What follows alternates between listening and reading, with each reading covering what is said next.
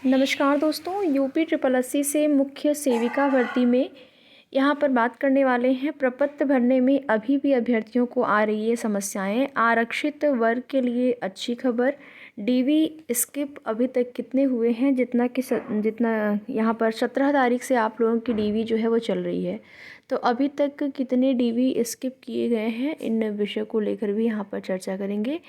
DV के बाद जो है डीवी में जो समस्याएं हो रही हैं उनसे क्या प्रभाव पड़ेगा, और यहाँ पर प्रपत्र भरने में किस तरीके की समस्याएं आ रही हैं। तो यहाँ पर जो भी अभ्यर्थी जिनका प्रपत्र भर के जिन्होंने डीवी करा लिया है वो तो बिल्कुल फ्री हो गए हैं, लेकिन जिनका अभी डीवी आगे लगा हुआ है अभी उनका जो कन्फ्यूज़न है वो दूर नहीं हुआ है, और उसमें तमाम तरह की चीज़ें जो हैं अभ्यर्थी को परेशान कर रही हैं।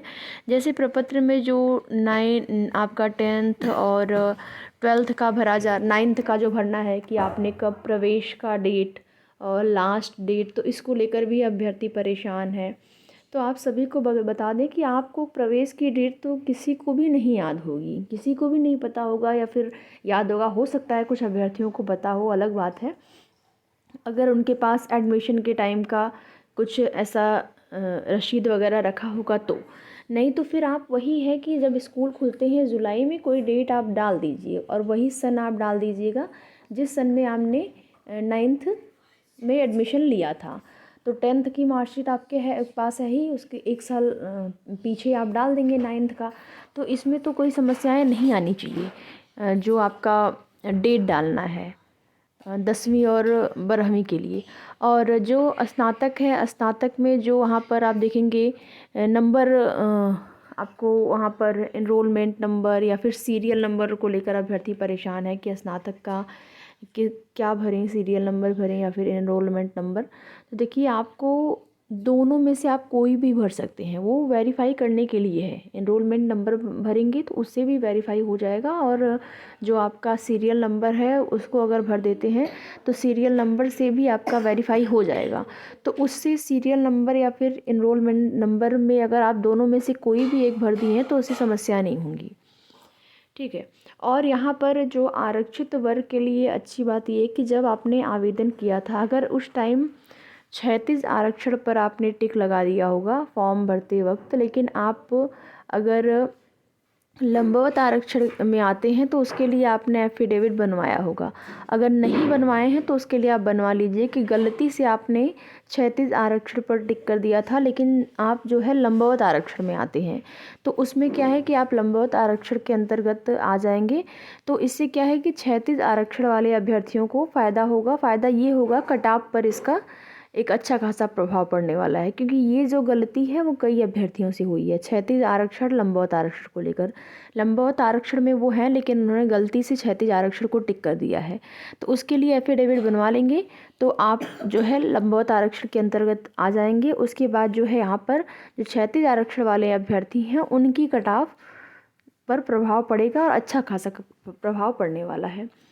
अब डीवी स्किप को लेकर बात करें तो देखिए, जो उपस्थिति है वो 1 से 2 कम हो रही है, लेकिन इसका मतलब ये बिल्कुल नहीं है कि ये लोग डीवी स्किप कर रहे हैं, क्योंकि बहुत सारी बहनें हैं जिनका चयन किसी अन्य जगह पे हो, जैसे किसी का बिहार में हो गया है, किसी का अन्य किसी भी पोस्ट पर हो गया।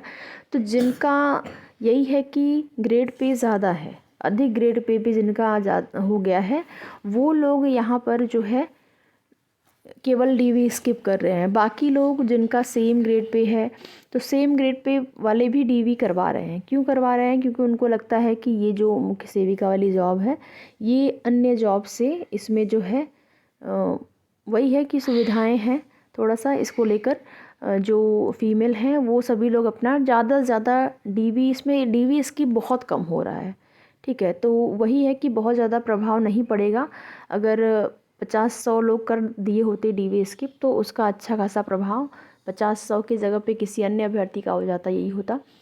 बाकी जो वेटिंग लिस्ट को लेकर अभ्यर्थियों के मन में डाउट है कि क्या वेटिंग लिस्ट आएगा, तो अभी जो आपका डीवी हो रहा है और अभी जितने पद हैं उसके सापेक्ष जो डीवी के लिए अभ्यर्थी बुलाए गए हैं, तो इससे तो उम्मीद नहीं लग रही है कि वेटिंग लिस्ट इस पद पर, लेकिन जो आपका 126 सीटें हैं, 128 जो सीटें हैं।